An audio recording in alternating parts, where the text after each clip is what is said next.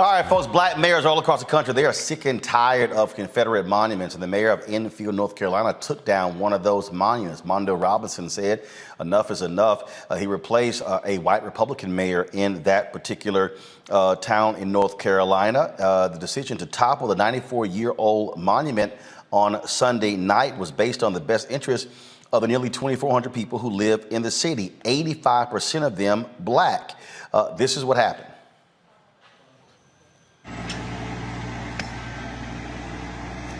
Yo, it's time for this monument to come down. People voted. I tried with a hammer. That wasn't enough. So now here come the tractors. Drive it down. Yes, sirs. Yes, sirs. Yes, sirs. Death to the Confederacy around here. Push that little one over too, bro. All of it. Not in my town, not on my watch. Not in my town, not on my watch. Not in my town, not on my watch. All right, folks, as a result of that, white racists were not happy. They began to post these notes all around town. Not happy at all. It says, white people of Enfield, you have let a nigger, their word, tyrant, stomp on your white heritage. What will you do? Don't let them get away with anything. Loyal White Knights, the 24/7 phone number as well. Listen to their podcast and their phone number for them to call in. Joining us now is the mayor of Enfield, North Carolina, Mondale Robinson. Glad to have you back on the show, Mondale. So folks have not been, the white folks, they have not been happy with you. Look, the same thing happened in Birmingham. Randall Woodfin took a monument down there. You had Stephen Reed in Montgomery, Alabama, did the exact same thing. And so, I mean, look, you have these places, these majority black cities where they have been forced to keep these monuments up by Republican legislatures. Yeah, it's good to see you, Ro. I hope you had a good vacation, brother. Here's the problem for me. This monument has stood since 1928 in that park, and in my entire life, and I'm only 43 years old, that park was called the White Folk Park. It wasn't until recently till it got a name, Randolph Park. Everybody in Enfield know that park as the White Folk Park because black people first were not allowed there. When they were, that monument was a water fountain was added on that monument that said white folk only. Later in the years, after it was placed there, they etched on the back some ode to other wars. But the main purpose of that Confederate monument, my man, was to remind black people that the Confederacy was still alive. And this is some of the sentiments we've received, not just that leaflet that you saw from the Klan, but some of the emails I've been receiving from white residents and also white people all over this country about the invisible empire and how black people need to understand that the Confederacy has never died and will never die. And I mean, you know, for me, it was a no-brainer. My dad suffers because he was the son of a sharecropper. My grandfather died not even being able to walk. My mother has memories of being sprayed with water hose. And I, deal with PTSD that's definitely associated with the epigenetics. And that PTSD was every time I saw that Confederate monument on the front of that statue, I felt some type of way.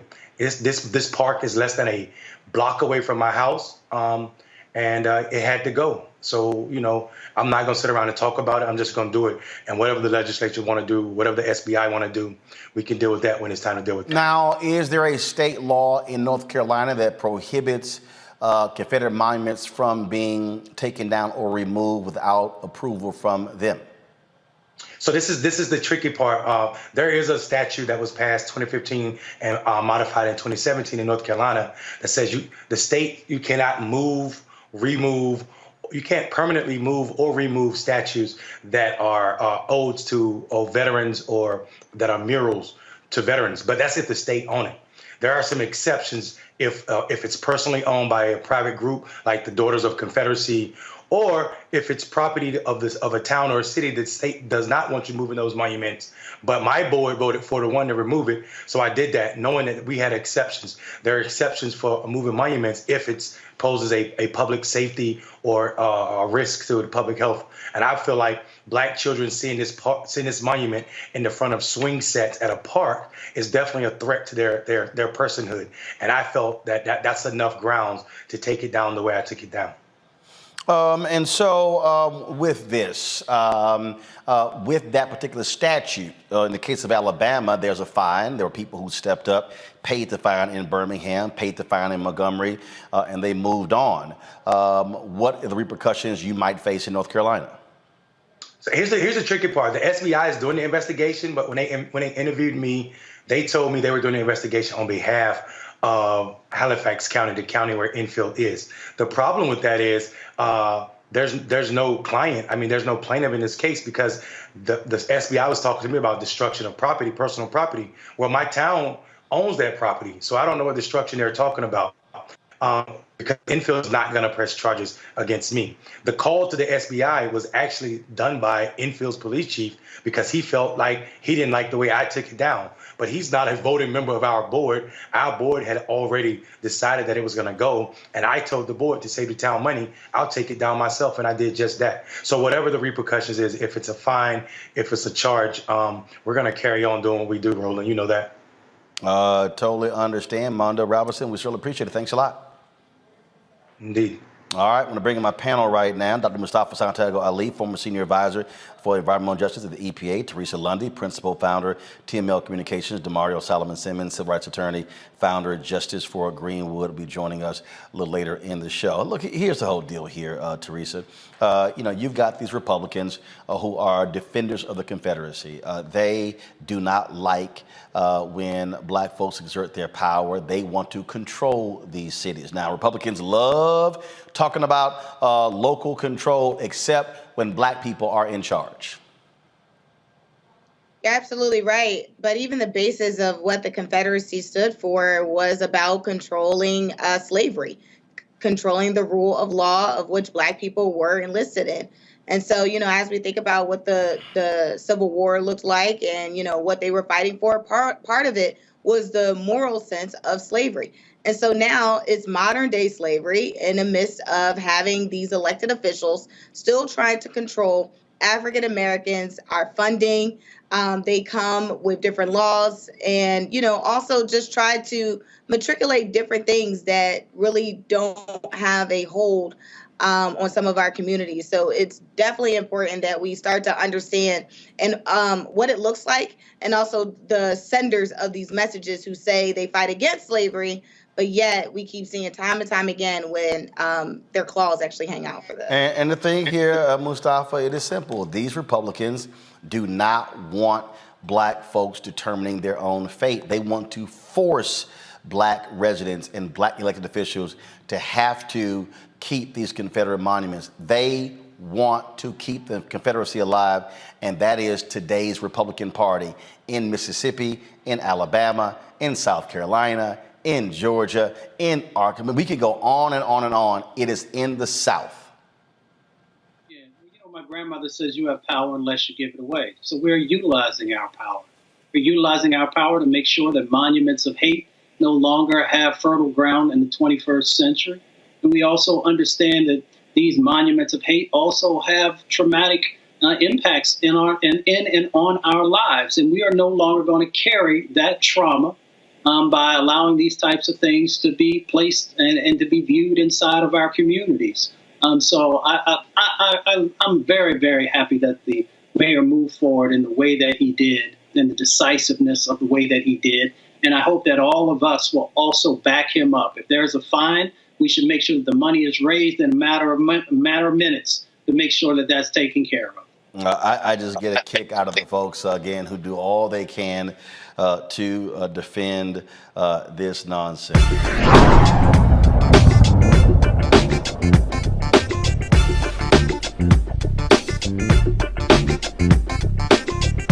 Can you believe the nerve of these Republicans? They only want to block progress for our community. They talk about cutting Medicare and Social Security.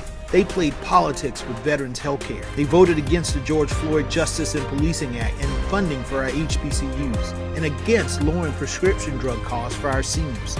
These Republicans keep trying hard to stand in the way, but President Biden, Vice President Harris, and Democrats won't let them. They are delivering for us. The Democratic National Committee is responsible for the content of this advertising. When we invest in ourselves, we all shine. Together, we are black beyond measure. When you talk about blackness and what happens in black culture, we're about covering these things that matter to us, speaking to our issues and concerns. This is a genuine people-powered movement. There's a lot of stuff that we're not getting. You get it, and you spread the word. We wish to plead our own cause. Too long have others spoken for us. We cannot tell our own story if we can't pay for it. This is about covering us. Invest in black-owned media. Your dollars matter. We don't have to keep asking them to cover our stuff. So please support us in what we do, folks. We want to hit 2,000 people, $50 this month, raise $100,000. We're behind 100,000, so we want to hit that. Y'all money makes this possible. Checks and money orders go to P.O. Box 57196, Washington, D.C. 20037-0196. The Cash App is $RM Unfiltered. PayPal is R Martin Unfiltered. Venmo is RM Unfiltered. Zelle is Roland at RolandSMartin.com.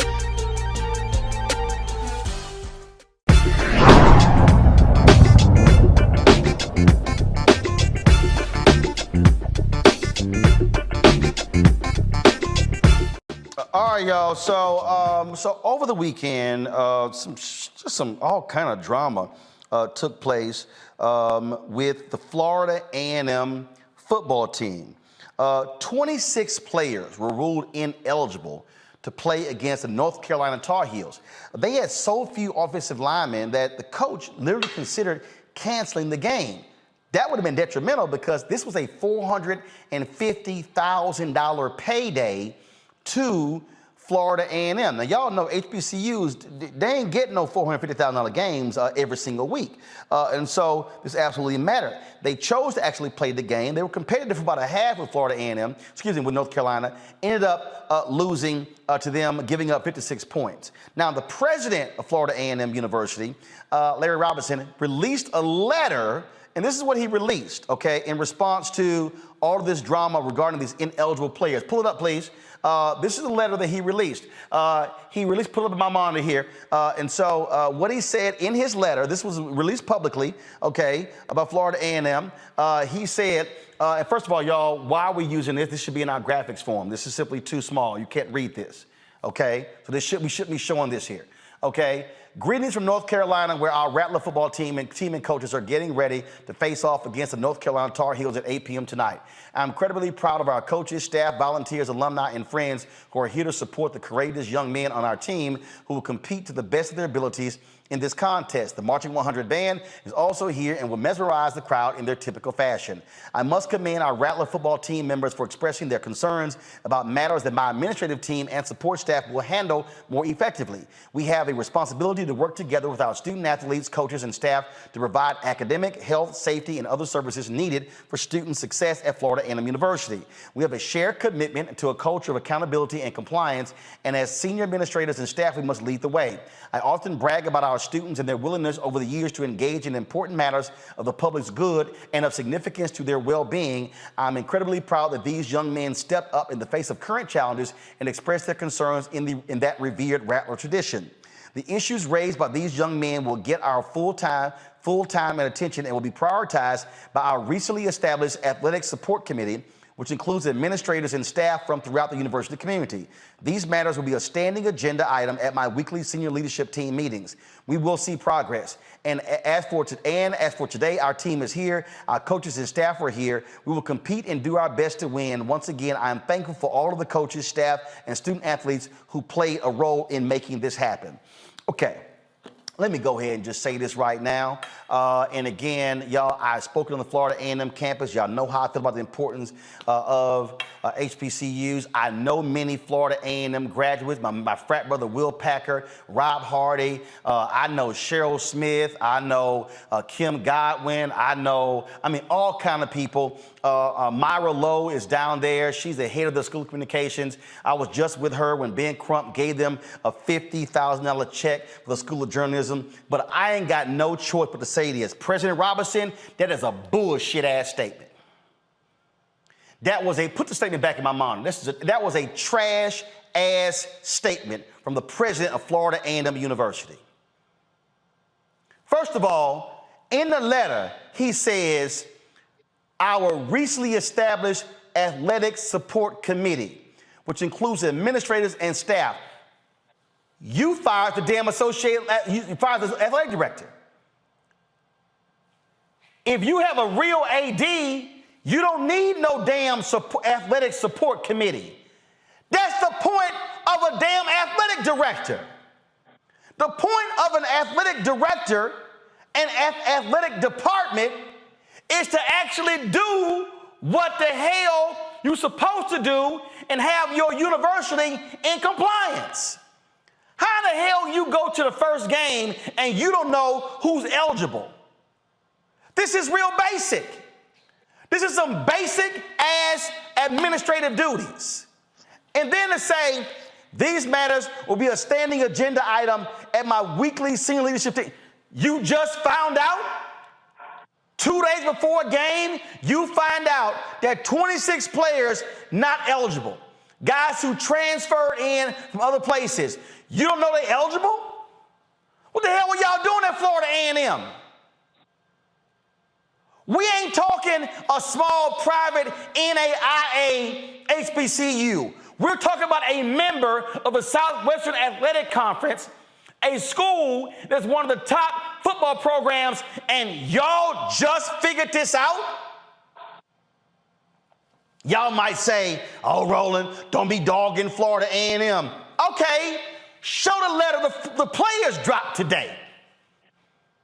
This came from the Florida A&M football team. Come on, pull it up. Let's go. Well, y'all moving too damn slow. You should have had it ready. Let's go. Come on, pull the letter up. Y'all, the Florida A&M football team, y'all gonna make me pull it up. See, y'all should have had the damn letter ready. The Florida A&M football team dropped their own letter in response to what the hell the president had to say. And in their particular letter, they like, yeah, we got some concerns here, Mr. President. We got some concerns with what y'all doing and how y'all operating. Let me see if I can pull it up right here. It's dumb. And I don't care. The president can be pissed off at me all he wants to. Fine. Call me. I'll be happy to take your phone call. But this don't make any sense what's going down at Florida A&M. So y'all got a letter? Okay, well, come on. This don't make no sense. Y'all could have had the letter and put it up on the screen. All right. Okay, so let me go ahead and read this letter. Okay, let me do this here. Let me do screen sharing so y'all can see it. Okay, so let me sit here and do this here. All right, here we go. So this is the letter from the team. All right. They say our campus partners put on my honor. Also share responsibility in this fiasco. During the admissions process, several of us had to submit academic transcripts, letters of recommendations, and immunization records multiple times because prior submissions were either misplaced or never forwarded to the proper department. Stop. How in the hell football players got to submit multiple documents because you got folks who don't know how to sit here and actually get it right? Again, this is what happens when you fire the AD. This is what happens when you have a department that is simply, y'all should have the graphic up on y'all end. Come on. All right. This is what happens when you fired the AD and you ain't got no control in your doggone department. This makes no sense to me, y'all. I don't understand what the problem is with, I don't understand what's going on with Florida A&M, where you literally have no institutional control and you have no idea what is happening with your own department. Okay, let me zoom in further, pull it back up. Here we go. Currently, we have multiple players, put in my monitor. We have multiple players that are being deemed unable to participate in competition because simple tasks such as changing of majors, conferring of degrees, and the submission of grades have not been completed promptly. That's your administrator's fault, President Robinson. One such player submitted a change of major form on August 10th, and it is yet to be completed by his advisor or department. Is this the fulfillment of our university motto, excellence with caring? Now, y'all spend a lot of time going after that girl who took some butt-naked photos on one of your campus monuments, but you damn sure didn't have this together. Yeah, right. I'm doing damn roll call because this is embarrassing as hell to Florida A&M family. Summer school. Dr. Robinson, because of our athletic obligations in the fall and spring semesters, summer school is vital to the academic success of our team. It is imperative that our scholarships cover at least part-time enrollment for the summer term. Additionally, football games are not won during football season. They are won in the grueling workouts and team activities during winter, spring, and summer months. In the summer of 2021, we were provided tuition of up to 6 credit hours plus room and board. We were able to transform our bodies and develop into a championship caliber team. This summer, your administration, y'all, they're talking to the president of Florida A&M. This summer, your administration decided not to provide housing or meals for us during summer school. Now, how in the hell you got a football team and they ain't got no damn meals and nowhere to live?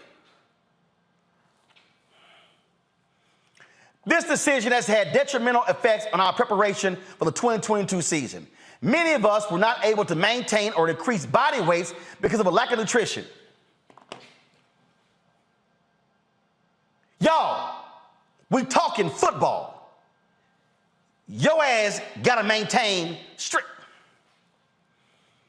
Most of us found minimum wage employment, but because of educational and athletic obligations, we were unable to work enough hours to fully provide for our needs.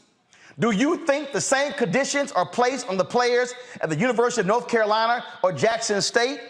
You claim to support us, but I'm gonna pull it up. Pull up the next page, y'all.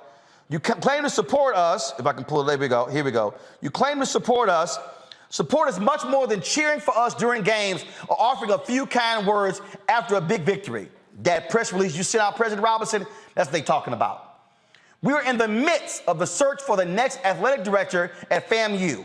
It was very disheartening that there is no student-athlete representation on the 18-member search committee, nor were there any discussions held with us regarding the characteristics or qualifications of our next leader. Oh, by the way, when they fired the AD, he got a job that quick as the number 2 at Tulane University. In contrast, every elected Student Government Association president is seated on the university's board of trustees. It is important that students' voices are considered in shaping the future of this institution. Concerning the next athletic director, it is our belief that the individual selected should have extensive administrative experience from successful NCAA member institutions and efficient organizational structure model to address current existing personnel deficits and a proven track record of successful fundraising. The same athletic department that had, if I'm correct, and Scotty, you correct me if I'm wrong, he's going to be next, that had what, 6 in 10 years? 6 ADs in 10 years? Yeah, we're going to discuss that next. The idea of placing a person in the position because ties to FAMU is not appealing to us at all. We need fresh ideas and innovation to achieve the level of excellence that FAMU athletics is capable of.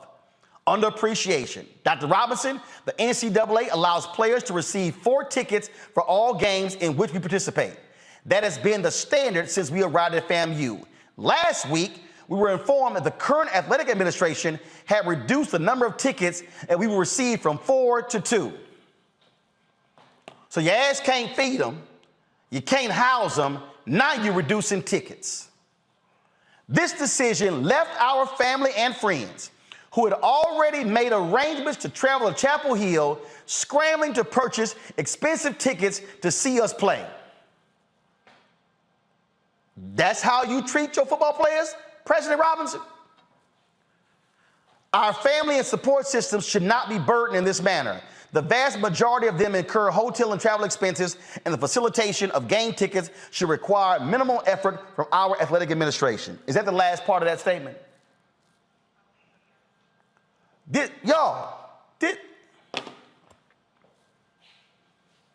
Bring up our script, Scotty. Y'all, he's a contributor to the Black Star Network. The SWAC been tripping with his YouTube channel. And so they've been blocking him for stupid, petty-ass reasons. And so luckily, he's about to get his YouTube channel back.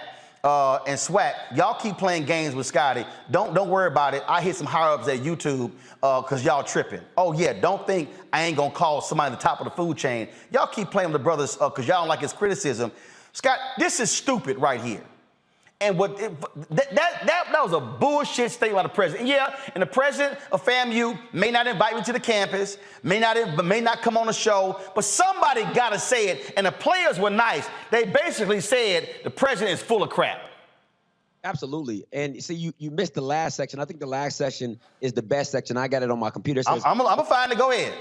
It says, on Friday, after much dialogue with our team, we decided to play at UNC. We determined that we would not play for this institution, but for our families, teammates, and classmates, our rabid fan base, and our coaches who have prepared us and love us. We played our guts out, and in the process, 2 of our teammates suffered season-ending injuries. After the game, we decided to protest the Marching 100's playing of the Florida song in the FAMU alma mater by kneeling during both songs. We will continue to do so until significant changes that facilitate a positive student-athlete experience are made. We will not sing a song that begins College of Love and Charity when we feel neither from this university. Dr. Robinson, this letter is not a personal attack, but a demand for positive change and a culture shift in the current direction of FAMU athletics. We came to FAMU to better our lives, and we are expressing concerns about impediments to the goal. We are not interested in the further empty dialogue with you and your staff. We want changes made now. We have given our bodies and shed blood, sweat, and tears on behalf of the institution. It's time for FAMU to reciprocate the love. No, this is what happens when you run off an athletic director who balanced your books, was making improvements, and you fire him for some silly-ass reason that we all know is BS, and they've yet to explain to the public, and now you running around. That's like trying to sit here and we're going to do Roland's show and run Roland Network without Roland. But he control the money, he control everything, but we're going to do this without him. No, you can't do that. And for the president to act like, oh my God, I just found out what's going on. This is an abdication of leadership. And it gets worse than that, Ro, because I don't even know if you've seen the updates that's been coming along. So some of the FAMU players have actually gone and got a lawyer, and the lawyer went out and put it on Twitter. The lawyer's name is Tom Mars at Tom Mars Law. He says, 2 FAMU players retained me yesterday to help FAMU seek a reconsideration for the NCAA regarding their eligibility. FAMU has ignored multiple requests from us to see the paperwork that FAMU sent to the NCAA on their behalf. In contrast, Coach Simmons has been very supportive. So now you're also fighting the kids doing their due diligence to make sure that you did the paperwork right so they can come back and play because they've already missed games. And now you have some players who missed 4 games. You have some players who are out for the season. And everybody's trying to rush to get their paperwork together for the Orange Blossom Classic this Sunday. And to your point, this Tom Mars, what he laid out was he said that he was indeed hired. He said, look at this, y'all. Look at this here.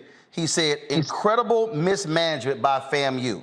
Most, if not all, of these players followed the direction of their advisor to the letter. If the NCAA needs a pound of flesh, they should take it from FAMU and let these guys play. And you have leadership who's acting like, and then praising them. Oh, the band's here. We ready to play. Oh, my goodness. We all ready. Hey, dog, This was no time for some cute-ass little statement.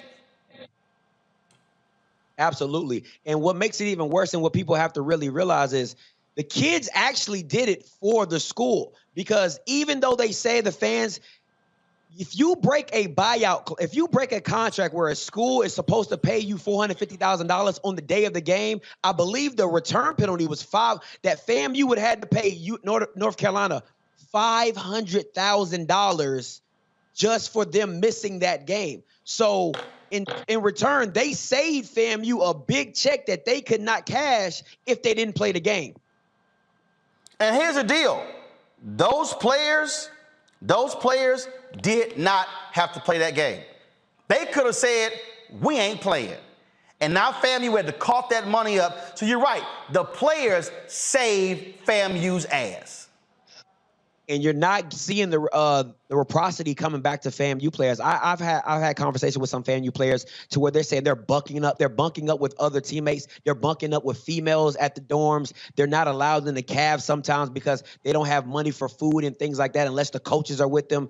And you know, a lot of people talk about, oh, you need to come back to HBCUs and do it for the culture, but you have kids that are currently on campus sacrificing their dignity, sacrificing their ability to play at other schools just to stay at FAMU and to deal with all these things going on. And you can't have a president that's not standing up for his players and his football players, letting them just lay with the wolves or just feeding for themselves. It's just ridiculous.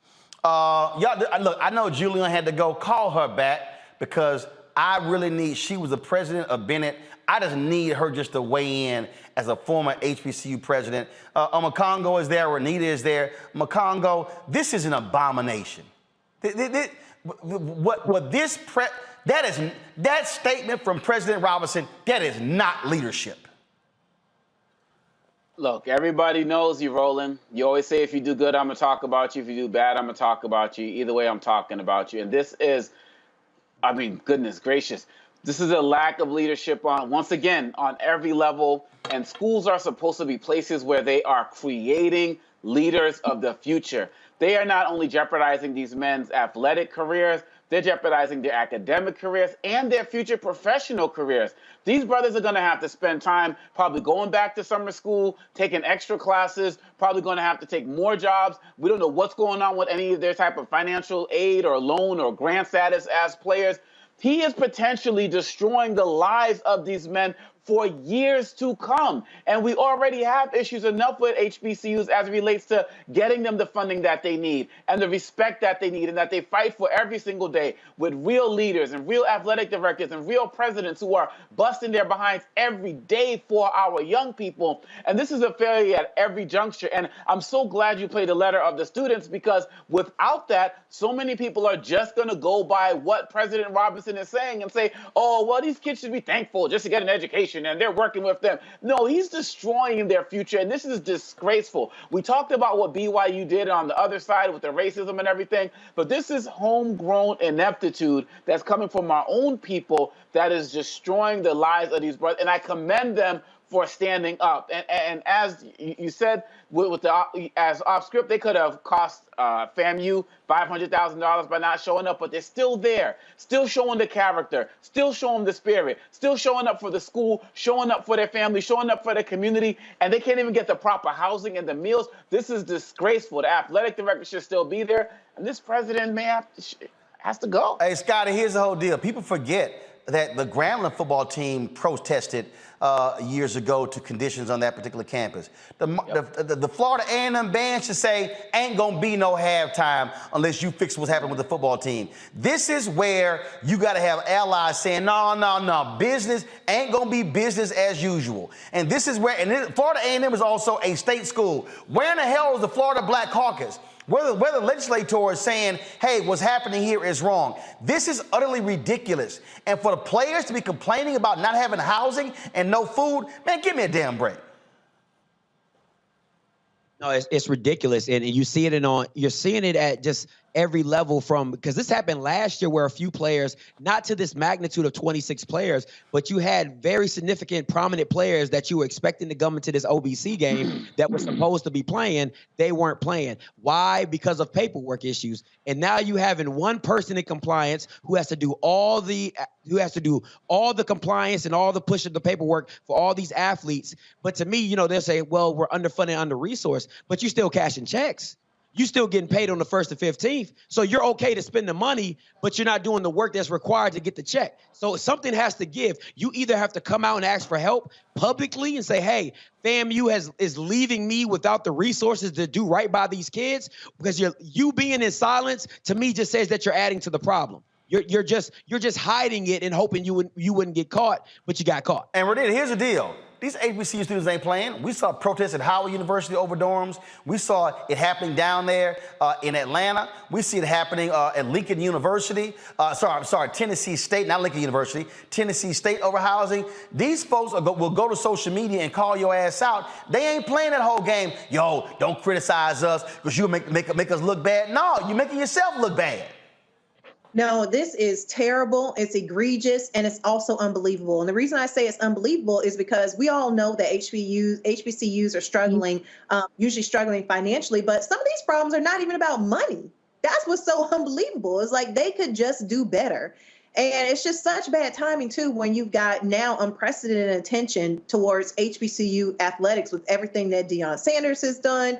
Like, this is the wrong time for all this. And so, like Amakambo was talking, he was saying that, they're really ruining their lives. I was thinking the same thing, because they could have gone to a white university and been treated this poor. Like, this is it's just unbelievable. And it's embarrassing. And as somebody who grew up in Florida, I just absolutely hate to see that this has happened to FAMU, because FAMU is a well-loved HBCU. It's important to the state.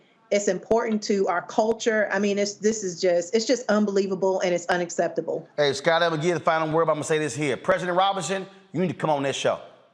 You need to sit down. Don't just try to, he needs to do a live stream where he is addressing these issues, when he's addressing these football players, and what he should be saying, what that little weak-ass press release should have said is, I've told my administrators you got 72 hours to fix the problem. Not, oh, this is gonna be on my agenda at my weekly meeting. First of all, that's you saying, we're gonna let this thing continue for weeks on end. Nah, from the football players, ain't no game. Ain't no game. Ban, we ain't playing. Shut it down, send that kind of message to the administration. That's a tough one, because you had top players who Isaiah Lands, the BJ Bowlers, that have NFL draft stock that were not allowed to play in the UNC game. And we know what happens when you do well against a FBS program. The Jacoby Durants, the Darius Leonards, you get looked at differently and you get picked up prospectively. But this is the thing. I have a good friend who's a FAMU. He's a legacy. His mom and dad both taught at FAMU. His name is Kofi Hemingway, and he said numerous of times that they need a town hall meeting. They need to have President Larry Robinson in the middle, and he addressed all the questions and concerns from fans, from alums, from sports to athletes, all of it, because you can't sit up in your room, you can't come down for the press releases and the pictures and not deal with the real issues that are going on at FAMU. And I hope somebody holds them accountable, and we'll see where it goes from there. All right, so this is real simple. So y'all can spread the word. Florida A&M football team and students, I will bring Roland Martin Unfiltered down to Tallahassee and host that town hall. We will live stream that town hall. Not only to our platform, we'll send to the Florida A&M YouTube channel, their Facebook page, to the alumni page as well. So if y'all the football team, if y'all want to do that town hall, y'all give me a call. Email is roland@rolandsmartin.com. I will bring this show down, and we will actually do that and take every question. The president should stand there unless you show up. All you gotta do is call. That's what's up. I'm gonna definitely clip that, and I'm gonna put it all over my YouTube. They definitely gonna make that happen. And that's what happens when you own your shit. Simple as that. Scotty, y'all, subscribe to All the Scripts YouTube channel, please. Let's get those numbers up. Scotty, I appreciate it, man. Thanks a lot.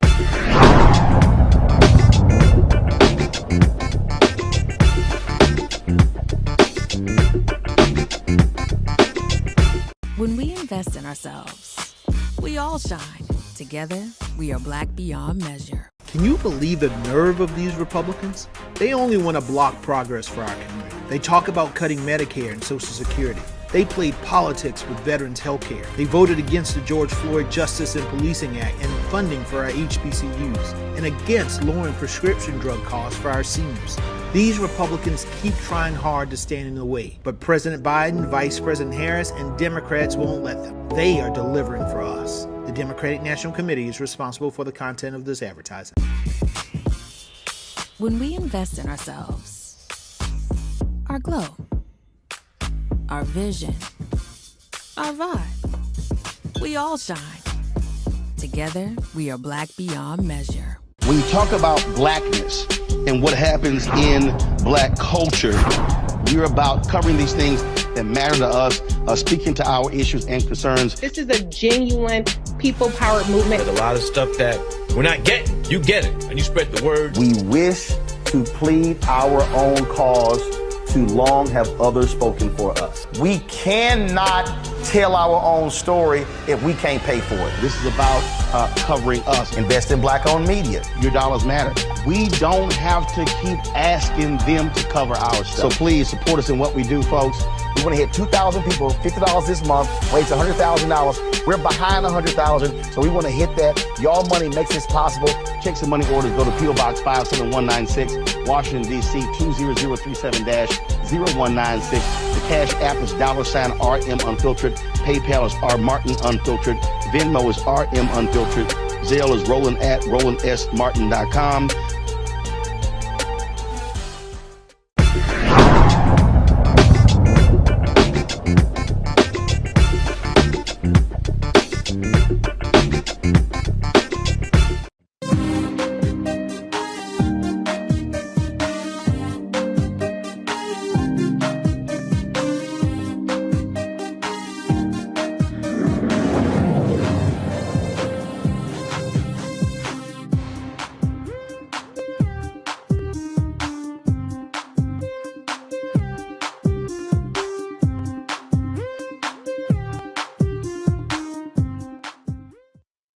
All right, okay, come on.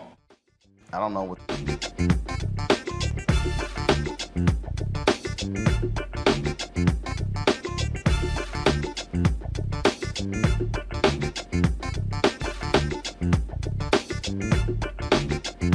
All right, folks, last night we told you about Florida A&M University, some issues that have been taking place with their football team. There were about 26 ineligible players who couldn't play in Saturday's game against the University of North Carolina. Well, the football players released a particular statement laying it out. And so the university then released a statement because the players talked about a fundamental problem they had with being cleared, the process they actually go through to actually to be eligible. And so the players had some damning allegations. The university responded with their own statement. This is what they actually published after the players' letter was released. They said, consistent with FAMU's long-standing commitment to maintaining a culture of compliance and performance with NCAA guidelines, we are justifiably proud of having achieved 13 of our 14 sports programs fully meeting the academic progress rate requirements per the NCAA's November 2021 APR report, in spite of rumors and misinformation to the contrary.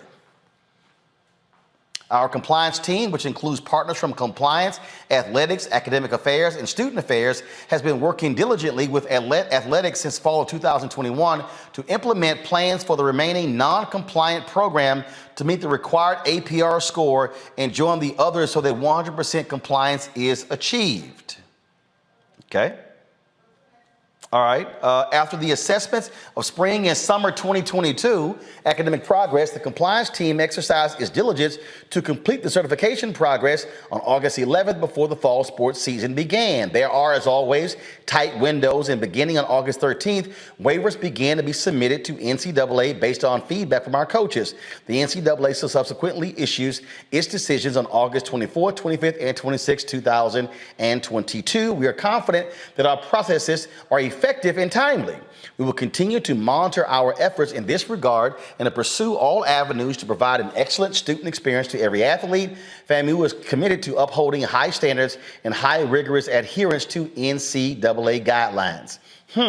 That's interesting because the attorney for their star player, the top player in all of FCS, blasted them today. This tweet went out to the public today that laid out problems. This player, who's a star linebacker, he was suspended for 4 games by the NCAA. 4 games by the NCAA, y'all. And so if we can pull the tweet up, please. 4 games, y'all. Now, according to the lawyer says that he has information that the player was misadvised. This is what it says. Noted attorney Tom Mars tells ESPN he has signed documentation that FAMU star Isaiah Land, the best defensive player in the FCS last year, was advised to take the wrong number of courses this summer. That led to his ineligibility and eventual 4-game NCAA suspension. So here you got FAMU saying, oh no, our system is great and wonderful. We're doing everything good. Well, how in the hell is your star player suspended for 4 games? How? It's your star player. You would think out of all the people you want to have cleared, it's your star player. Now, after last night's report, now the Florida A&M band has been reaching out to me saying they're being treated worse than the football team. But they've said is they've had problems with members being cleared. I heard from several band members and folks who work with the band who say they have the issue every year. One person said that the upperclassmen have figured the system out, saying they have awful advisors and they are having to teach the freshmen and sophomores what classes to take in order to graduate. Huh? Really? Not only that, here you got the Marching 100, which is like the premier. Let's just be honest. The band is bigger than the football team, the basketball team, every other sports team. This is what they laid out to me. They said when they went to North Carolina, they took a 13-hour bus ride to North Carolina on Friday. Then they get there, they had 9 a.m. practice on Saturday morning. Then the band went, no, don't show that photo please yet, y'all. That's not the photo I want to see. Hold on, I'm gonna set this whole thing up, okay? Then they had a 9 a.m. practice, okay? Then they had some other events to attend to. Then they go to the game, perform at the game, perform after the game. Then they said, here they are, tired, sweaty, hungry. They don't go back to the hotel. They have to check out. They literally are changing clothes on the bus.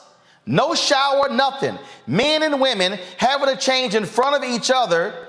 And then they said, when it came time to eat, this is what happened. They had ate at a rest stop, boxed lunches, cold food. Now show it, please. That's one of the photos they sent me. Not a hot meal, a cold meal, sitting at a rest stop. Really? Now, according to band members, remember, it was 10 years ago when the drum major, Robert Champion, was killed due to hazing. And a lot of things were put in place. I was told that the band used to spend 2 nights, Friday night, Saturday night, but after that, they put clamps on the band. That was a decade ago.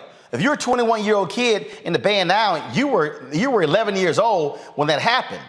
And so why are you putting your premier institution, your face of your institution, going through that? How in the world are you not giving them hot meals? How in the world are they having to perform multiple times to recruit, do all those things, and then got to get back on a bus and travel 13 hours? This is what I was also told about folks there, that for the last couple of years, they've complained, and the president's made clear, y'all keep complaining, then we gonna shut you down. Not only that, I was told that some of the students had housing issues when they got back from North Carolina, that they were locked out of their dorms and they had to sleep in the band room. Apparently, Florida A&M has a housing issue with mold and some other issues. 200 to 300 students have had to live in hotel rooms as a result. I'm trying to understand, really? Is that how you're actually treating the individuals? Now, one of the things that's also interesting here is that I was told that President Robinson would not sit down with members of the band to address this issue or the Board of Trustees. This is one of the quotes. The football team gets treated better than the band. We have to do parades before the game. Sometimes they give us an apple and a sandwich. Everybody knows what is going on. This is crazy. This is another quote. Every year we lose a lot of band members. We've learned to work the system ourselves. Our advisors are incompetent. Our advisors are incompetent. Really? Now, this is what stood out to me. A person tells me, the best meal I've gotten since I've been in the band is a Chick-fil-A meal. That's the best meal that I've gotten. I was told the music building is in complete disrepair and the university has not done anything to fix it, mold issues and others. Folks, seriously, Florida A&M, what in the hell are you doing with your premier face of your institution? And I get resources in that, but ain't no way in hell the band should be eating a box meal. No, you have to figure out how to get it done. Now, 280 members of the band, 20 support staff. When they tell me that you have women who have monthly periods and they don't have any privacy, they can't even deal with their own issues, and they got to figure it out in terms of going to bathrooms and stuff. How in the world are you running a band like this? President Robinson and your administration, and we've invited them on the show, and they politely declined. We also called the Board of Trustees. They declined. We also called Congresswoman Frederica Wilson and Congressman Al Lawson's office as well. But I'm telling you right now, somebody at Florida A&M needs to step the hell up and answer to what is going on. Are you having these fundamental problems with your football team? Are you having the problems with your band? How in the world is the lawyer for this player saying he has documentation? He was simply given the wrong advice. What the hell kind of counselors do you have where you give your star player the wrong advice? How many people do you have handling, giving the advice to the players? One? I was told the band has one person who deals with them when it comes to their classes. One person dealing with 300 people on what classes to take? I'm thoroughly confused. Now, I've already got some people hitting me up saying, oh man, ain't our dirty laundry. Guess what? If your shit wasn't dirty, it wouldn't be aired. And so what I'm sick and tired of black people acting as if we can't demand more of HBCUs, of black churches, of black organizations, or we would say, oh man, we shouldn't talk about it. No, if you take care of your damn business, we would not be talking about you this way. We'll be talking about the good things that you're doing and what is happening. We have got to stop trying to gloss over bullshit by saying, oh, but look at the great things that we do. No, take care of this. There is no way in the world the Marching 100 should be eating box lunches. There's no way in the world you should be in the band and you're performing all damn day on Saturday and you're going here and here and here and go to the game, heavy uniforms, and you can't even take a shower. Who the hell wants to be funky as hell riding a damn bus for 13 hours?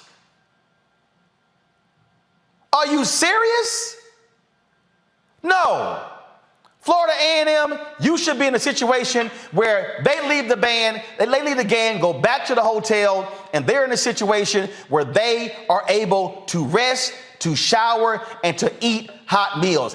That's how you take care of the folks who you're sending out raising money all around the country. Praising them in press releases don't mean a damn thing. Praising them on social media on how great of a job they're going to be doing in the game, that means nothing. It is how you're treating them when they are on the road. And I understand what took place. It was heinous. We covered it, the death of Robert Champion. But you today cannot be holding that over the head of the band today and not have the right systems in place. And his was also shameful with the player who did not get the right advice. Let me explain to y'all what's about to happen. Florida A&M. Ain't no black parent going to allow their star athlete to leave a major program to come to your school if you can't even give them the right guidance on what classes to take. This is a star linebacker who's trying to get to the NFL. Let me explain to y'all how this works. Mario, he knows this. When you are Florida A&M and you play a major game against North Carolina, the scouts are measuring you based upon the competition at North Carolina. When he can't play in a game against North Carolina, y'all are hurting his future in the NFL. And so by doing this, you are hurting future stars transferring to Florida A&M and Jackson State and Bethune-Cookman and to Alabama State and the TSU and the Prairie View and the Grambling. Y'all, I don't want to hear shit about white folks. These are black administrators who are not doing their job. And this is what happens when you fire the AD who balanced your budget and you still haven't explained why you fired him. But we know where he's at. He's a number 2 at Tulane. Now, ain't that interesting?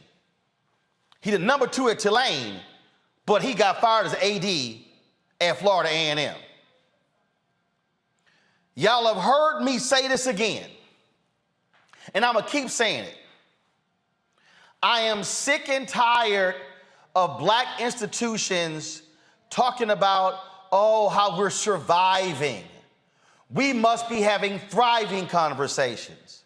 And see, oh, I heard all that bullshit. You went to the white school. Hey, it ain't my fault I went to Jack Yates High School and Texas Southern University was right across the street and they had a school of communications and I was a number 1 student in my high school in school of communications and they never recruited me. Prairie View, 50 miles down the road, never recruited me. So you damn right I followed the money at Texas A&M. But what we need to understand is I need folk to stop sitting here saying, send your kid to a HBCU. You got to handle your business if you want our kids to go. And so President Robinson, stop addressing the issue in press releases. Answer the question, is your band being treated this way? Is your band having to ride up on Friday and ride back on Saturday? In a 24-hour period or 36-hour period, they're spending 26 hours on a bus? Are they eating cold food? They can't take a shower? Is that literally how you are treating the Marching 100? Somebody needs to answer this. Somebody needs to confront, and don't say, oh, I'll put it to the top of my agenda. This is going to be a part of our weekly report. No. Leadership says we're getting this fixed in the next 72 hours. Because I'm telling you right now, y'all, I can guarantee you future stars will give second thoughts to coming to Florida A&M. Because if they say, y'all ain't taking care of the players now, why in the hell am I going to go? Why am I going to show up on the campus? This is what happens when you don't take care of your business and it goes public. And trust me, I know some of y'all gonna be sitting here, hitting me up. Oh man, you had to go that hard. I can tell y'all right now, I was in the band in high school. I can't stand cold ass food today.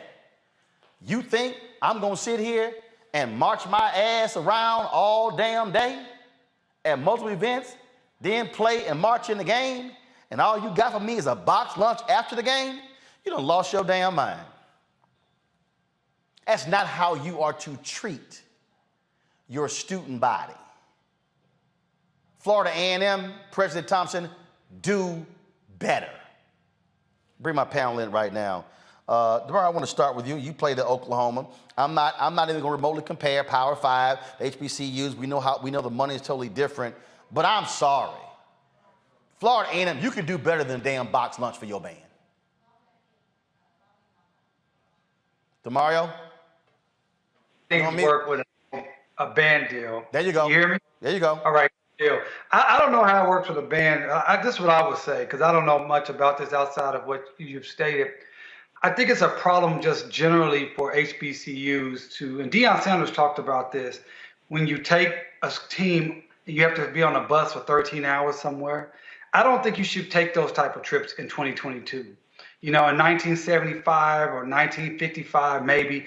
But in today's world, you should be playing in places that are either you can afford to fly there, or you play in a vicinity where it could be no more than an 8-hour bus driving, because that is taxing on anybody. I don't care who you are. And if it's facts that they had to spend 13 hours in a van, not get a shower, not have hot food, that is pretty egregious and atrocious, and something that should be rectified very, very quickly. Again, I don't know those facts, if that's 100% accurate, but if it is, that is something that needs to be rectified completely. I talked to multiple sources that are with the Florida A&M band who told me direct. They took a 13-hour bus ride from Tallahassee to Chapel Hill on Friday, got there, had a 9 a.m. practice on Saturday morning with the UNC band, then had a couple of performances for the band, then went to the game, and then when the game was over, they had to then board the buses, undress on the bus out of their band uniforms into their other clothes, and then they took a 13-hour ride back home. So what I was going to say, with all of those facts, I think Florida A&M, not only are they going to be reeling from what you stated tonight, but they may have some legal issues. So, you know, I like to talk about the legal issues. I mean, you might have some Title IX issues because you having these females have to be dressed in front of males and vice versa. You can have some negligent issues. People could get sick by that type of activity. And so I think they have a lot of things that they need to pull together their full leadership team, the executive team, sit down and get this issue rectified. Period, point blank. It should not be the same thing for next weekend wherever they go play. That's number one. Number two, I don't think any HBCU should be playing these games where you're going, you don't have the proper resources. You're going to go to a big Power 5 school. Your team is going to get embarrassed and slaughtered on the field. And then your support staff have to be on the buses for 12, 14, 16 hours. That sounds like a bad high school scenario back when I played, and I graduated high school in 1994. So I hope this gets rectified both from a political standpoint, a practical standpoint, and from a legal standpoint. Look, the thing for me here, Mustafa, and again, it trips me out when people say, man, you should be bringing this stuff up. Well, don't screw it up. The reality is, this is what Ida B. Wells said, the way to right wrongs is to turn the light of truth upon them. That's the whole point. This is called light. Yeah. You know, my daddy used to say, don't tell me you love me, show me you love me. You show me you love me by investing in me. So when we're talking about these student athletes, you know, and the band members, you know, are you willing to put the infrastructure and the systems in place to make sure that I stay in compliance and make sure that I have the classes that I need? Because I am your ambassador. I am the one that many community members engage with and see. So if you love me, then invest in me. You know, invest in also making sure that you see my humanity and that you're willing to make sure that I have the sustenance that's necessary for me to be able to operate on a high level. That's both if I'm an athlete or if I'm in the band. So it sounds like, you know, the FAMU has some significant work that they need to do in making the investments to show that they truly love both the band members and their athletes. And look, this is the video right here. The band put up. This is the video on their channel, and you see this. These are the buses they're riding in, and I get it. You're riding those buses. Let me show you at the top of the video. And look, I get it. But the bottom line is this here, man. Look, you are taxing these students. Right. That's the thing that people need to understand. And see, we know. Those of us who've spoken on the campuses of HBCUs, we know how much time they put in. The folks told me in the band, they told me point blank that we have to recruit. We recruit when we go to these places. They send us, they say we might come into a city as a battle of the bands on Friday night. We get to the hotel at 1 o'clock in the morning. We got to be early to be dressed to get to the events. We might have 2 or 3 events in a particular day. Plus the game. And so this is the thing here. And here's a perfect example. This right here was a Pepsi ad. Where the band was in the ad. I dare ask the question: how much was FAMU paid for that ad? Was it fair market value? Okay, I saw the FAMU band in Louis Vuitton fashion show. I wonder how much that multi-billion-dollar company paid for them. This is what I'm saying. And y'all have heard me say this, and I'm gonna say this over and over again, and I'm gonna say it loud and clear. I have seen some awful negotiation deals from HBCUs. Why? Because they are people negotiating the deals who don't know a damn thing about negotiating, who know nothing about sports rights, who know nothing about media rights, and guess what? They getting screwed in these bad deals. And what I'm saying is, if this is supposed to be your premier institution, you take care of your premier institution. That's what you need to do.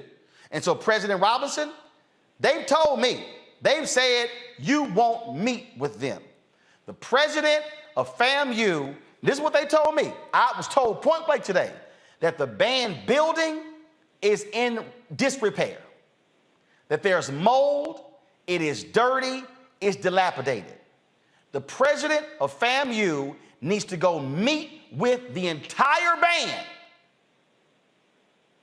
Not 1 or 2 students, not the drum majors, the entire band, and take their questions and listen to what they have to say. And he should do the exact same thing for the football team. That, Teresa, is leadership. And if you do that, then you don't have the football team dropping a public statement. You don't have football players hiring attorneys, and you don't have band members calling me saying, hey, Roland, can you please get this out because they've shut our voices down. You're absolutely right. I mean, you can only get leadership when you see it. And so half the battle is, the president did not, and his staff did not communicate effectively with their students. The students are part of the backbone of, some of these programs. They're the backbone of some of this funding. And so, I don't want to say, some of these, I was a college student myself at a HBCU school, so we don't want to say we're getting pimped out, but half the battle is, we are being used in some way to further our college education. But that doesn't mean that we should have to go through some of the nuances. It's 2022, where they're not getting some of the basics. They're not feeling like they're wanted. Half the battle is these students are going to class full time. Some of them actually have jobs and they're on the field still promoting excellence. So if at the higher level, they're not giving us excellence in the executive and administrative role, then they actually need to rethink what recruitment actually looks like. And they also need to actually have a conversation with these students and say, more is coming and better, especially since there has been millions of dollars given to HBCU. This right here, this action is just unacceptable. And let me say this right here, y'all. On no job, let me say this right here. On no job would you have band starting at 9 a.m. on a Saturday, doing 2 or 3 pregame events. They're performing in the band. They essentially working. Let me use that word properly. Working 12 and 14 hours on a Saturday. and then you got to get on the bus to go back home. Nah.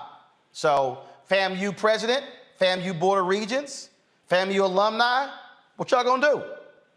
And yes, all of you Florida politicians in the state legislature, what y'all gonna do to properly fund Florida A&M properly?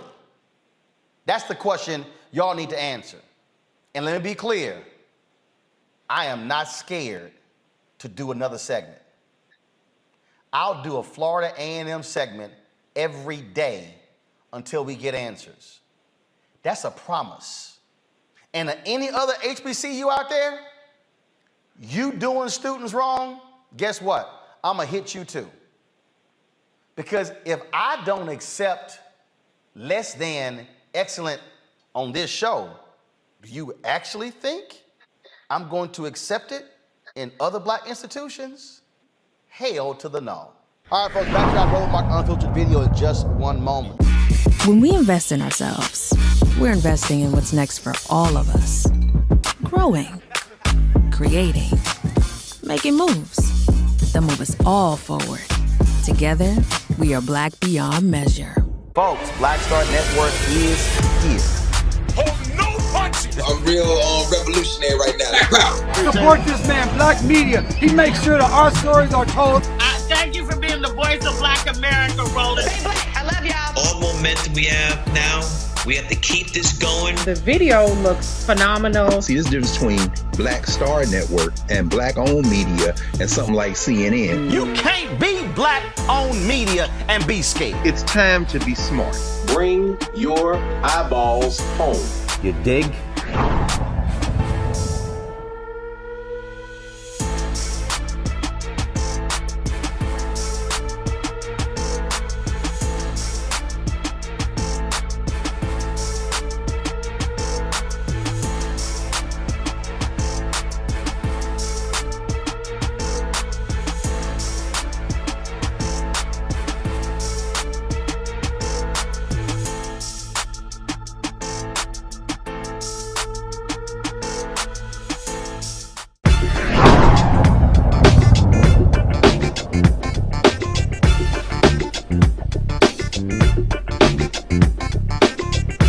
Can you believe the nerve of these Republicans? They only want to block progress for our community. They talk about cutting Medicare and Social Security.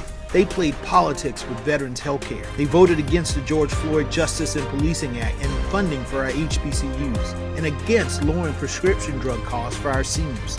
These Republicans keep trying hard to stand in the way, but President Biden, Vice President Harris, and Democrats won't let them. They are delivering for us. The Democratic National Committee is responsible for the content of this advertising. Hatred on the streets, a horrific scene, a white nationalist rally that descended into deadly violence. White people are losing their damn minds. As an angry pro-Trump mob storms the U.S. Capitol, we've seen shooting. We're about to see the rise of what I call white minority resistance. We have seen white folks in this country who simply cannot tolerate black folks voting. I think what we're seeing is the inevitable result of violent denial. This is part of American history. Every time that people of color have made progress, whether real or symbolic, there has been what Carol Anderson at Emory University calls white rage as a backlash. This is the rise of the Proud Boys and the Boogaloo Boys. America, there's going to be more of this. Here's all the Proud Boys, guys. This country is getting increasingly racist in its behaviors and its attitudes because of the fear of white people. The fear that they're taking our jobs, they're taking our resources, they're taking our women. This is white fear.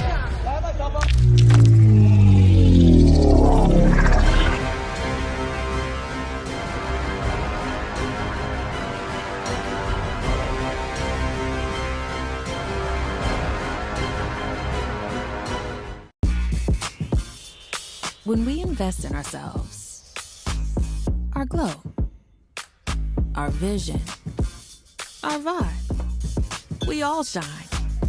Together, we are Black beyond measure. When you talk about blackness and what happens in black culture, we're about covering these things that matter to us, speaking to our issues and concerns. This is a genuine people-powered movement. There's a lot of stuff that we're not getting. You get it, and you spread the word. We wish to plead our own cause.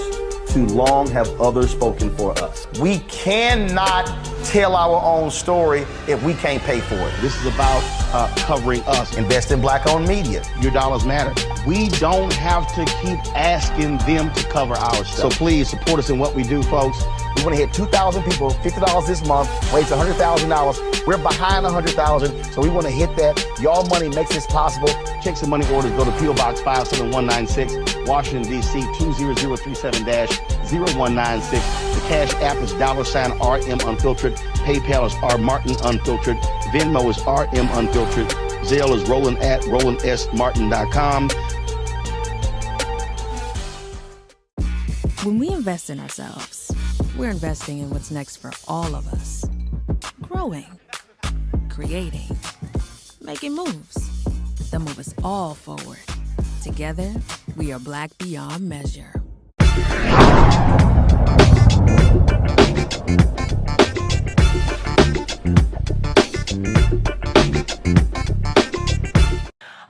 In Texas, a black man is paralyzed from the chest down. Christopher Shaw's attorney says that a Beaumont police officer flipped him into the air and then body slammed him head first on a concrete floor. We are joined by Christopher Shaw's attorney, Chance Lynch. Mr. Lynch, how did Christopher end up in this situation?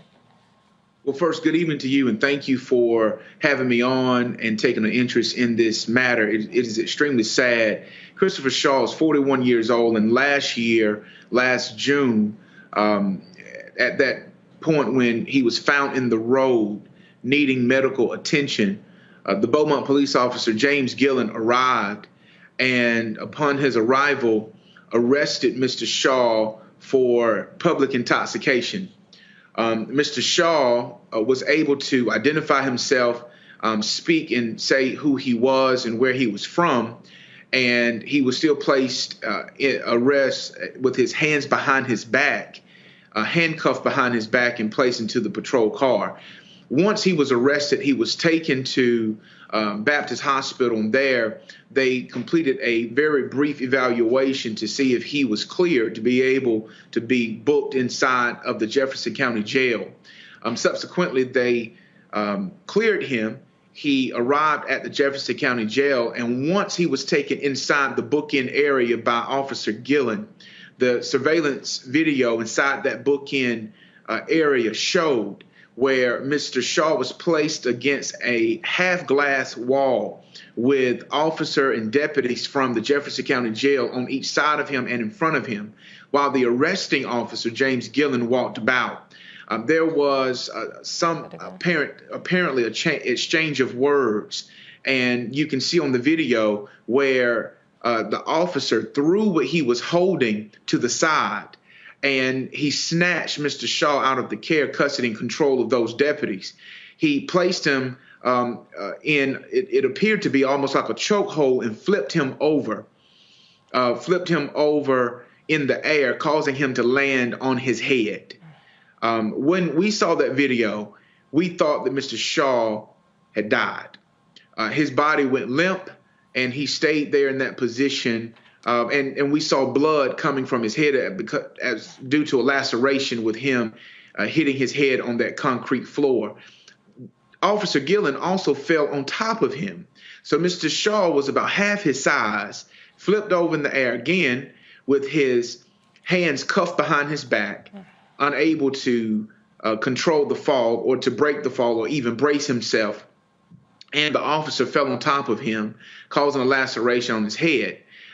He stayed unconscious for a number of seconds or minutes. They called the ambulance. They took him back to Baptist Hospital, and the officer who assaulted him, or the officer who flipped him over, should I say, let me correct myself, the officer who flipped him over, that's the best terminology to use.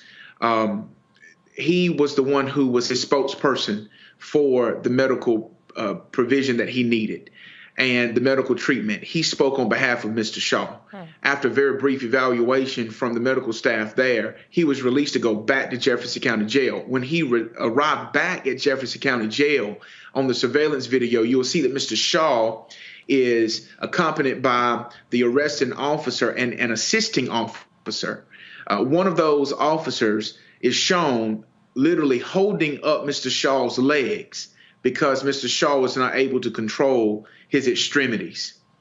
He was holding up his legs so his legs would not drag the ground. Once he got inside the bookend area, you'll see that Mr. Shaw was sitting in a bizarre fashion, abnormal to any person who was sitting in a wheelchair, unable to lift his head and control his extremities even the more. In fact, staff from the Jefferson County Jail had to hold up his body so that they could change him out into prison and jail attire. He was placed into a cell where he subsequently ended up on the floor, and he repeatedly asked for medical attention while the staff in the jail and Core Health, one of the nurses looked at him and simply said, "I'm not going to help you until you help yourself." His breathing became labored and he almost died. Mr. Shaw states that his breathing became labored and he told the nurse on staff who refused to help him that he was going to die on her watch. Here's the thing. Mr. Shaw laid there on that floor, unable to move for more than 18 and 19 hours in his own feces and his own urine. And finally, the ambulance was called. He was taken to St. Christopher's Hospital where they did an evaluation and discovered that Mr. Shaw's spine had been severed in several places and he was paralyzed from the chest down. To date, he still cannot stand. He cannot walk. He's in need of consistent assistance. He cannot bathe and eat on his own. Mr. Shaw's life has been completely changed. A man who used to walk to work, who walked inside of the Jefferson County Jail, is now having to be wheeled around in a wheelchair. The video that you referenced, has that been released?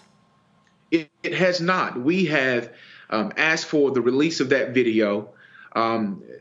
The sheriff, Zena Stevens, called in the Texas Rangers to investigate the behavior of that Beaumont police officer once she saw the video.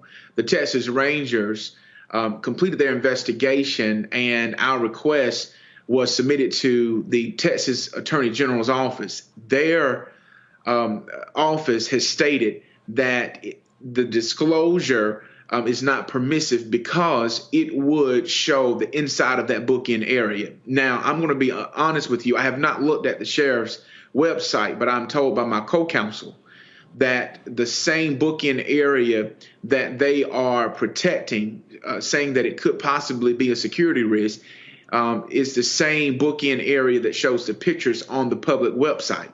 So we are uncertain as to why they will not release this video. It does not show any particular exit that I would suggest that would cause a security threat to the jail or to the sheriff's office. However, they are still refusing to release this video to the public. In one of the articles that I read, it said that officers say that Shaw was inside the booking area and he became aggressive, using physical force to push the officers, according to this probable cause affidavit, which led to him being body slammed. Can you explain more about the situation and how they can make that argument? He's handcuffed. Even if he were pushing other officers, he is still handcuffed. So kind of explain if they even have legal grounds to make that statement. You know, I hate to use secular vernacular phrases, but make it make sense. You know, how does that make sense when he is arrested for public intoxication? There is an expectation that one, as a former assistant district attorney who has prosecuted these cases, and I served as a criminal defense attorney, there is a presumption that there will be aggressive behavior by one who is arrested for public intoxication. But the narrative does not change based off of just that affidavit. The facts remain the same. He was surrounded on each side, on his left side, his right side, and in front of him by deputy correctional officers of the Jefferson County Jail. This officer snatched him out of the care and control and custody of these deputies. This is what the surveillance video shows. else. What puzzles me is that I believe, and I'm not certain, and I want to make sure that I'm clear on this, that there was an affidavit by the arresting officer who flipped him, causing the breaking in his neck and his spine. But why didn't they show the video? Why didn't they show the video to this grand jury for them to be able to see it themselves instead of taking only the sworn testimony of this police officer whose police chief has publicly said, Jimmy Singletary, that he stands by his man, that he's sad that Mr. Shaw is paralyzed and he cannot walk and the quality of his life has changed, but he stands by his guy and he believes that he was doing his job. Now, I don't understand how that is not excessive, and that's why we filed a federal lawsuit, because we believe that it was excessive force indeed for him to take this man whose hands were cuffed behind his back, who posed no imminent threat, harm, or danger, still surrounded by 3 officers, not including the voluminous amount of staff that was still in that area. But he was directly surrounded by 3 jail officers, and yet this officer thought that it was okay to snatch him out of their care and control and custody and flip him in the air, breaking his neck. I can't make it make sense. I've only seen the video. And for the police chief to make that statement, that's why we're saying release the video. And we'll be able to get it without subpoena power and the phase of discovery. But we still believe that the public should see what they did to Mr. Shaw. And our producers have the website of this facility to kind of show this is the corrections facility being displayed on the screen right here. And this is one of the intake sections that you were referencing. That is, in fact, the intake section that we saw. If you see where that counter is to the right, it has changed just maybe a tad bit. Maybe the counter has changed. But if I'm not mistaken, that is the exact wall to the left where you'll see that is half glass. It's a window that looks into like a holding area where Mr. Shaw's back was against the wall. That's what we saw on that surveillance video, that his back was against the wall and there were officers on each side of him and in front of him. And that's when the arresting officer, James Gillen, ripped him out of their care and control and flipped him over in the air, and he landed on that floor. Let's get a full screen of that hallway that we just saw there. So according to the police department, in this hallway, they cannot release the footage because of security concerns, but you have a picture bright as day of the hallway. What is the difference between having a photo and the video of the same thing you posted on your website? I could not have said it any better. That is the exact argument, and that is exactly how we view their position. To us, it just doesn't make sense, and I can't make it make sense when we are literally watching and seeing right now the same area where Mr. Shaw was, but yet they won't release the video because they say it's a possible security breach. My last question, and then I'm going to take it over to the panel. How is he doing mentally and emotionally? I can't imagine how he's feeling or what he's thinking or going through, but can you tell us a little bit about what you've seen or some of the things that he may have told you about how he's feeling? I'm fortunate to have practiced law at this point for almost 14, 15 years, and Mr. Shaw is one of the nicest gentlemen that you'll ever want to meet. His humility is impressive. He is strong. He is still encouraging. He still holds his head up, and he has a lot of difficult days. As you can imagine, being a young man at 40 years old and your mobility being stripped from you. His daughter was pregnant when it happened. She has since given born to his grandbaby. He cannot actively play with his grandchild because of his condition, but yet he remains hopeful. He remains hopeful that justice will be found in this case, that we will do everything that we can for him so that this does not happen to anyone else. And he is hopeful that and prayerful that the ultimate physician will heal his body, that God will heal his body, and at some point one day he prays that he'll be able to walk again, and we join him in that prayer, hoping that one day he will. The reality is he still cannot, and it's caused by the behavior and the misbehavior of an officer who took an oath to protect and serve, but yet caused this damage to his body. Let's bring our panel in. Let's start off with Xavier. What are your thoughts? I'm getting goosebumps just hearing this. Xavier, what are your thoughts?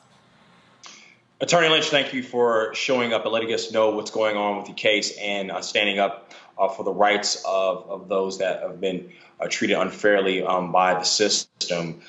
My question is, has it been a medical determination as to the 18 to 19 hours that he was left injured and what the impact would have been at some point from his initial injury when he was flipped on his head like it was some WWE match?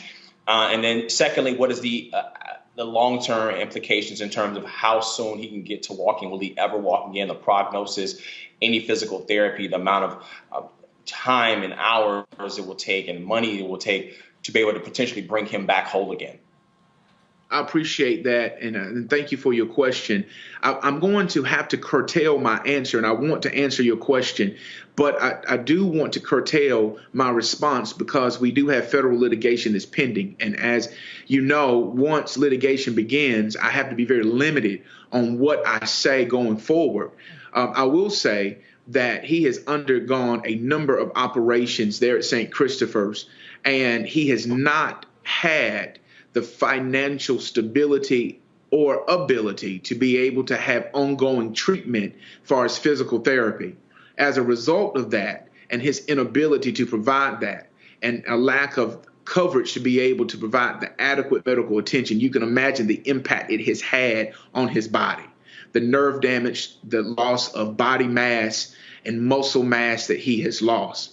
I cannot speak at this moment based on the opinion of his physicians, but I do anticipate that that will become a part of our pleadings and the discovery as we go forward.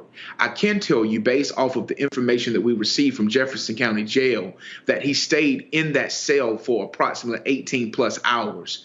And Mr. Shaw, his recollection is impeccable to be able to explain his request that he made to the core health professionals who failed and refused to give him that proper treatment. That I can say that once the ambulance was called after the 18 plus hours, we're told that the ambulance driver who came inside to load his body up on the gurney and take him out, once they did a brief evaluation, they stated that his body was extremely swollen. Now, I'm not a physician. I'm not a medical doctor. I'm a Jewish doctor. So that is not, that's not my wheelhouse. But common sense is very clear, even though it's not always common, that when you have an injury to your spine, the quicker you get medical attention to alleviate the possibility of swelling, gives a possibility of a quicker recovery. Mr. Shaw was not given that. Though he asked for medical attention, they failed to do it.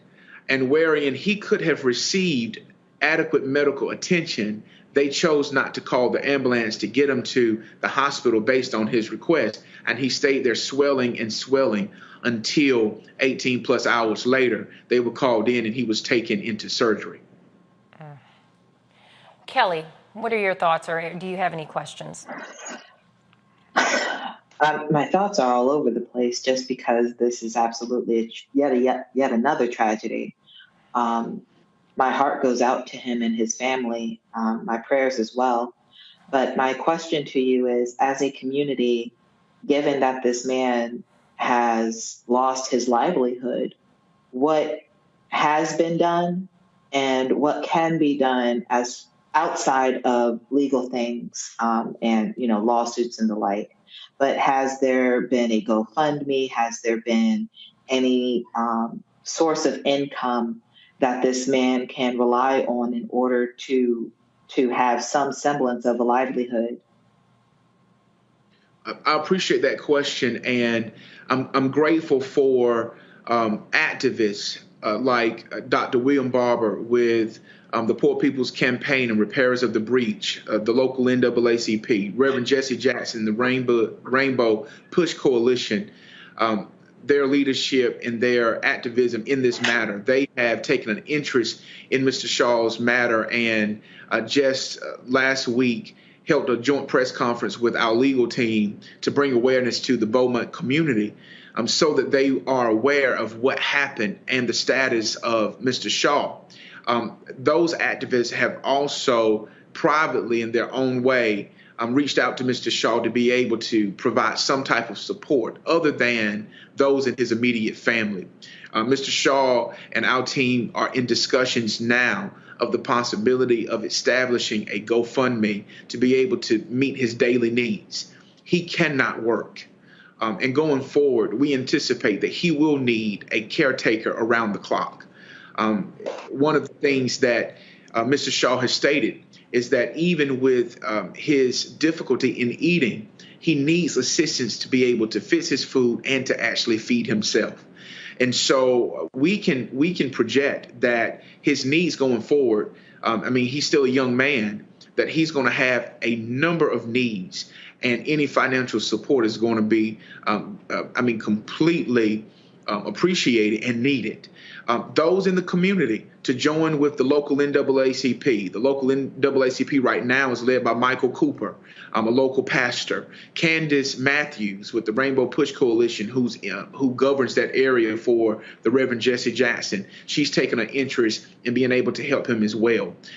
Dick Gregory and Voice for the People with Ricky Jason has taken an interest in Mr. Shaw. They've been helping him. I know that between Mr. Jason and Pastor Cooper, they've worked to get him a wheelchair, because the wheelchair that he had was just run down and insufficient.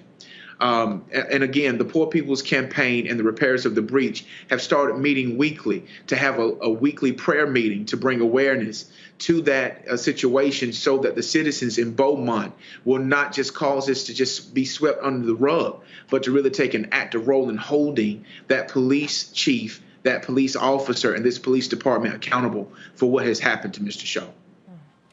Michael, we haven't heard from you yet. What are your thoughts? This is, once again, another crazy story. I had a question for Attorney Lynch. Thanks for coming on today. Has the Beaumont Police Department given any explanation of why Mr. Shaw laid in his cell for more than 18 hours, apparently bleeding, and he was in the cell to the point he has to go to the bathroom? They wouldn't let him go to the bathroom. He uses the bathroom on himself. Have they given any explanation of why he was in the cell that long and denied medical attention? There has not been an explanation provided by the Jefferson County Jail. And I want to make sure that I'm clear. It was the Beaumont police officer, James Gillen, who flipped him over and caused him to have those injuries. But he was placed in the Jefferson County Jail. Jefferson County Jail. Of the elected sheriff. We have not received any correspondence from the sheriff's office to give us any explanation as to why he was there for 18 plus hours. As you know, we filed a federal lawsuit against Core Health, who was the medical provider that was contracted with the Jefferson County Jail to provide medical treatment to its inmates. That Core Health, that entity, had the nurses and the staff there who were required to attend to his needs, but yet refused to help Mr. Shaw and said, "I'm not going to help you until you help yourself." The sheriff and the sheriff's representative has not provided us an explanation as to why Mr. Shaw was left lying on that floor in his own feces and urine for 18 plus hours. Wow. All right. Thank you. Well, Attorney Lynch, I want to thank you so much for joining us today. And again, my prayers go out to your client and his family as well. I'm hoping that he will get that recovery that he's hoping for, so he will be able to walk again. But please keep us up to date on how this progresses, because I know our viewers will love to know, what goes further after our interview with you. So thank you so much for joining us.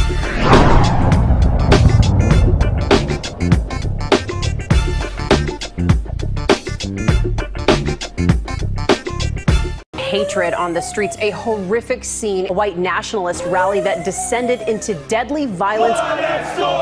You will not White people are losing their damn minds.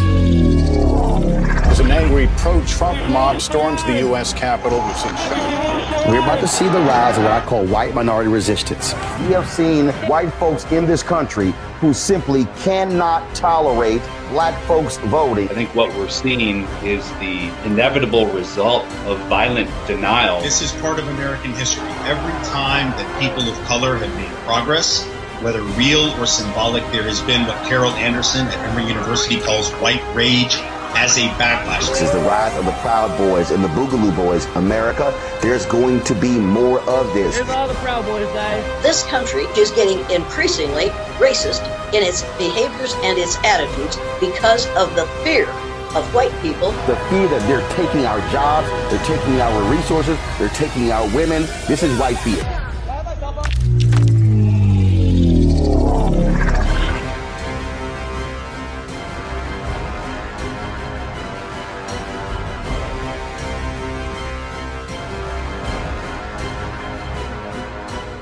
When you talk about blackness and what happens in black culture, we're about covering these things that matter to us, speaking to our issues and concerns. This is a genuine people-powered movement. There's a lot of stuff that we're not getting. You get it, and you spread the word. We wish to plead our own cause.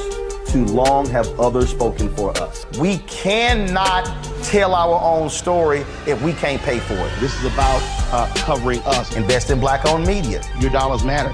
We don't have to keep asking them to cover our stuff. So please support us in what we do, folks. We want to hit 2,000 people, $50 this month, raise $100,000. We're behind 100,000, so we want to hit that. Y'all money makes this possible. Checks and money orders go to P.O. Box 57196, Washington, D.C. 20037-0196.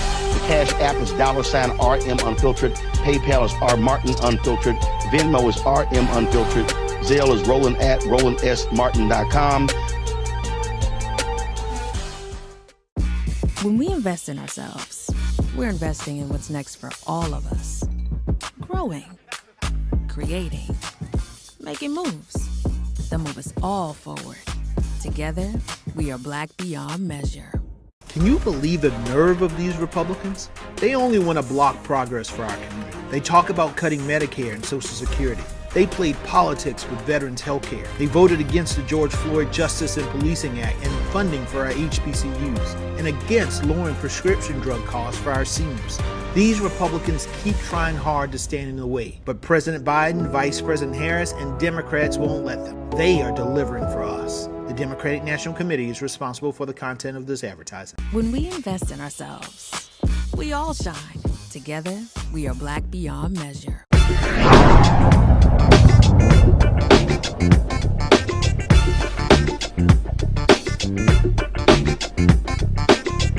An Alabama pastor thought he was doing the right thing when one of his neighbors asked him to take care of their plants while they were out of town. Well, that neighborly task landed Pastor Michael Jennings in jail.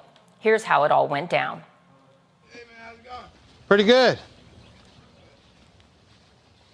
What you doing here, man? Water flower. All right, they saying that, is that your vehicle? No. It's not? It's the neighbor's vehicle. The neighbor's? 314, I'll be on 13. Okay. Yeah, 10-4. You live here? No, I don't live here. Okay. They saying that this vehicle is not supposed to be here and you're not supposed to be here. Who's saying that? They called about it. I don't know who called. I'm supposed to be here. I'm Pastor Jennings. I live across the street. You're Pastor Jennings? Yes, I'm looking out for their house while they're gone. Okay. Watering their flowers. Okay. Well, that's cool. Now, do you have like ID and all? Oh, no, man. I'm not going to give you no ID. Why not? I ain't did nothing wrong. Well, you look, listen, I'm not saying do nothing wrong. Doc, listen, there's a suspicious person. Look, I used to be a police officer in Goodwater. Don't come here with that. Okay? Look, man, don't do this to me. No. There's a suspicious person in the yard, and if you're not one to identify yourself. I don't have to identify myself. It's not a stop and identify state. That guy know me. He came to my store that got broke in. I live right over there across the street. Who called y'all? That's what we got to figure out. But first, he don't live here. I'm not saying nothing about. You have no right to approach me if I ain't did nothing suspicious or nothing wrong. Listen. Told him I'm a pastor. I pastor until I don't want to hear. Sir. You want to lock me up? Lock me up. Nobody wants to lock me up. I'm not showing y'all anything. I'm going to continue to water these flowers. I don't care who called y'all. Lock me up and see what happens. I want you to. Hey, man, just come here and talk to us. I'm going to water these back flowers is what I'm going to do. Who called y'all?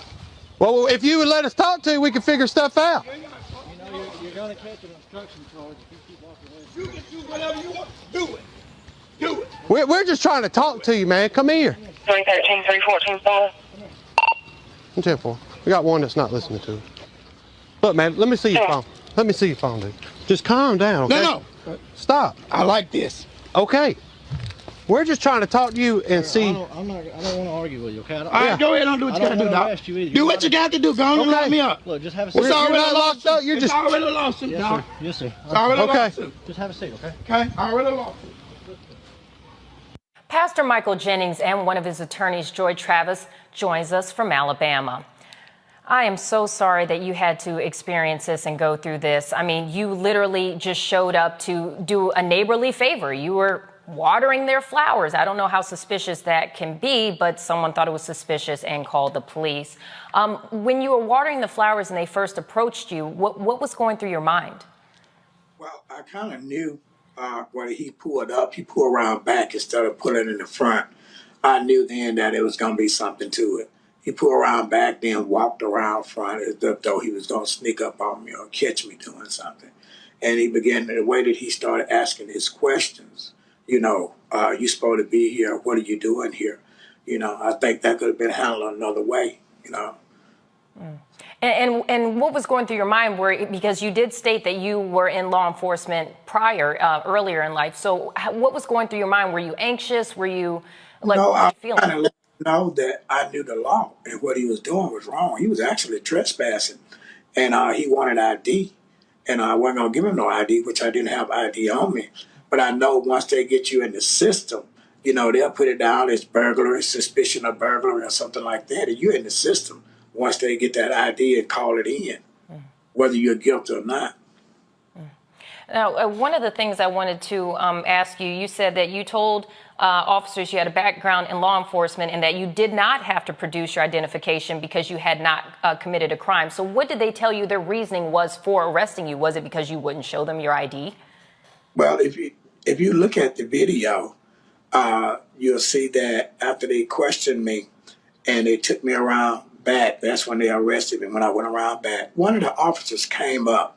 They was trying to talk to me. One of the officers came up yelling. And this part, you could probably don't hear it. He came up yelling, telling me, shut up, you talk too much. And once he said that, I said, you don't talk to me like that, boy. I'm a full-grown man. And you can hear Officer Smith saying 10-15. Me go ahead on and arrest. So I don't think it was just about the ID. I think it's also because they got angry because I talked back to them. Goodness, yeah, because that's definitely a crime for sure. Let's go on ahead and bring our panelists in because I'm sure they have plenty of questions for you. Joining us today, we have Kelly Bethea, JD Communications strategist. We also have Michael Imhotep, the host of American History Network. And we also have Xavier Pope, the host of Suit Up News Owner and the Pope Law Firm. Thank you all for joining us. Let's go on ahead and have Imhotep chime in. Do you have any questions or thoughts on this entire ridiculous situation? Hey, well, thanks for coming on, Pastor Jennings and attorney. I saw the story that Good Morning America did on this situation yesterday. So, number one, I'm glad that you're still alive. Number one, because in Alabama, this could have gone a different way with all white police officers. Yes. In the story that Good Morning America did, they stated that in the state of Alabama, out in public, the police have the right to ask for ID, but on private property, it appears based upon Alabama state law, that does not apply. So is that what you were following when you said that you didn't have to give them ID because you were on private property? Yes, and they was actually trespassing, and I knew they didn't have no right to get my ID at that time, and I already had identified myself. And if they wanted to know who I was, they could just walk across the street They could have ran my tags or got my ID for my wife. When they asked the neighbor for her ID, the one that actually called the police on me, she said she would not give it. And then she wouldn't give them her last name. So they went and ran her tag to get her ID. Neither did they. And just one quick follow up, because they didn't show that portion here in this video. There was a white female neighbor who called the police.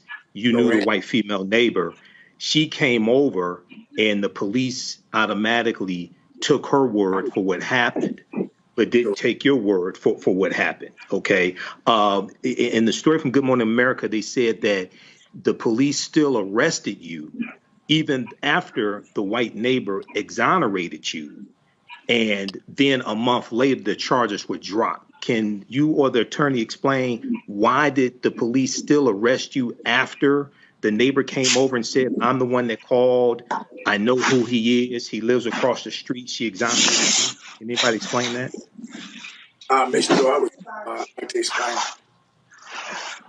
I think that's where this is so egregious, because that is the point. He was exonerated. The young lady said that she made a mistake, that he is a neighbor, and confirmed.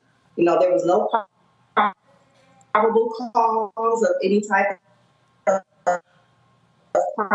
that there was anyone that was any type of danger. And so this actually is where the irony comes in. This young lady, who is the person who called the police, actually told the police, I made a mistake. But even with that, they did not require her to give identification. They took her word for it. And even after she told the police, yes, this is someone that lives here or a neighbor, they still continue to arrest him. That is where the problem lies for us, because they got the confirmation that they needed that Reverend Jennings was not a threat, but yet they still decided to take him to jail and book him and charge him with these charges.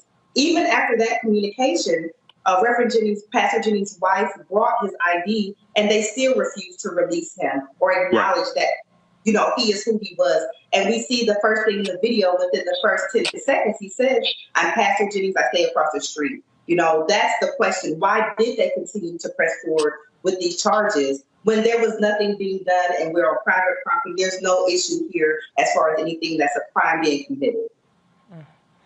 All right, let's go to our next panelist, Xavier. Pastor Jenkins, my heart goes out to you.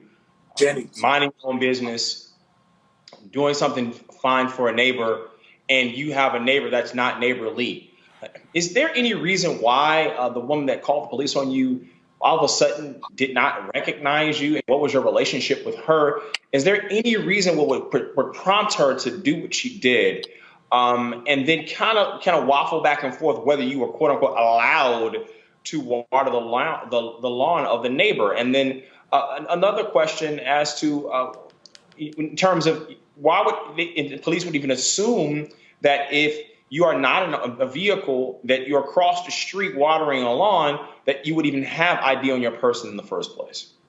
To answer your first question, the neighbor said she looked through the fence and she just seen and heard somebody over there. She could have walked around the side and seen that it was me. But a matter of fact, we didn't have any bad relations. She had invited me to come over to celebrate her son's graduation. They were going to have a little thing, get together in the yard that same week. But she acknowledged that, hey, it's my fault. She didn't walk around and look to see if who I said I was. And the suspicion, I believe their suspicion was that when the officer walked up, that I was getting ready to commit a burglary. And the neighbor had told them that that vehicle didn't belong there. And I don't know how she didn't know that, because they drive that vehicle every day right in front of their house. And I think they were suspicious of me having a vehicle there, that I was committing a burglary. And that's why they kept asking me, if that's your vehicle, it don't belong here. And I didn't know my neighbor's last name. I just knew Mr. Roy and Miss Connie. So I guess they thought that was suspicious. But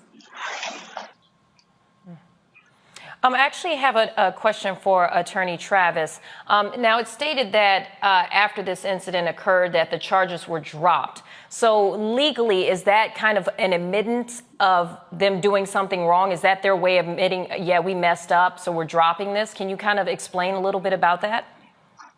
Well, of course, that is our interpretation because how often is someone arrested and then just charges just dismissed and dropped? So it is our assumption that that is an action of them showing that they were wrong. But I think that they knew that this got way out of hand and shouldn't have gone that way. So we do believe that that is an admission of guilt. We have not had any statement or communication from the city or the police officers, the mayor, the chief of police. We have not heard anything from them as far as a response regarding that. So that is our assumption, and that's why we are moving forward with filing a federal lawsuit because Pastor Jennings' rights were violated. Kelly, we haven't heard from you. Do you have any questions? Yeah, so first and foremost, I'm glad that you are alive, Mr. Jennings, because that is a harrowing ordeal. When we hear stories like this, usually the pushback is the shoulda, coulda, wouldas. He should have just given the ID. He should have just done this, should have just done that. Why didn't he comply, et cetera, et cetera.